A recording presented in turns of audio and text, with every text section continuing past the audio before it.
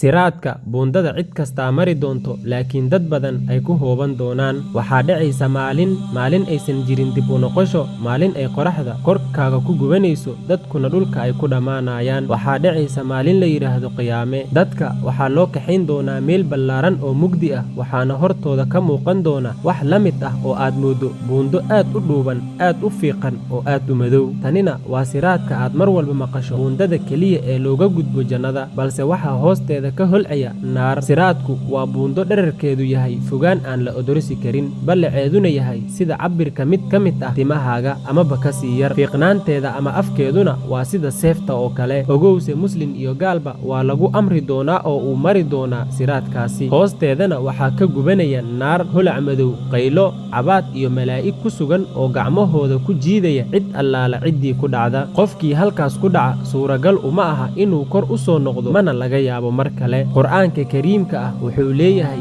idinkana mid kastaa waa uu mari doonaa siraadkaasi, waana go'aan uu kuu qoray rabbigaaga casa wajalla. marka la gaaro maalinta siraadka la maraayo, dadku waxay u kala gudbayaan siyaabo kala duwan. qaar waxay u gudbayaan si dhaqso ah sida ilayska korontada oo kale, qaarna waxay u gudbayaan sida dabayl degdeg u dhacaysa oo kale. qaarkood baa u gudbaya sidii faras ordaya oo kale, qaar kalena waxay ku gudbi doonaan oo ay u mari doonaan siraadkaasi guurguurad ayagoo ah. waxaa jira dad gubanaya haddana kor loogu soo jiidayo oo sidaasi ku gudbaya mar kale. qaar waxay ku dhacayaan fiiqfiiqyada afka badan ee ku yaala siraadka, kaas oo jaraya feeraha, gacmaha iyo jirka qaybo ka mid ah, welina ay sii gudbi doonaan. malaa'igta ayaa dhigtay fiiqyo ama gacmo labada dhinac ee siraadka, kuwaas ayaa dadka qaar qabanaya, jaraya, jiidaya oo ku ridaya hoos oo ah naarta. kuweese ka badbaadaya siraadkaasi waa kuwa salaada suga, kuwa aan dadka wax u dhimin, kuwa camalka fiican fala, qalbigana ka hanuunsan. waxaa la arkayaa dad leh nuur aad u baxaya oo aad u daran, wuxuuna ifinayaa guud ahaan buundada siraadka oo dhan. qaar kale nuurkoodu wuxuu yahay in la eg ama ka yar fartooda oo keliya, qaar kalena madow ayay dhex soconayaan, waxayna sugi doonaan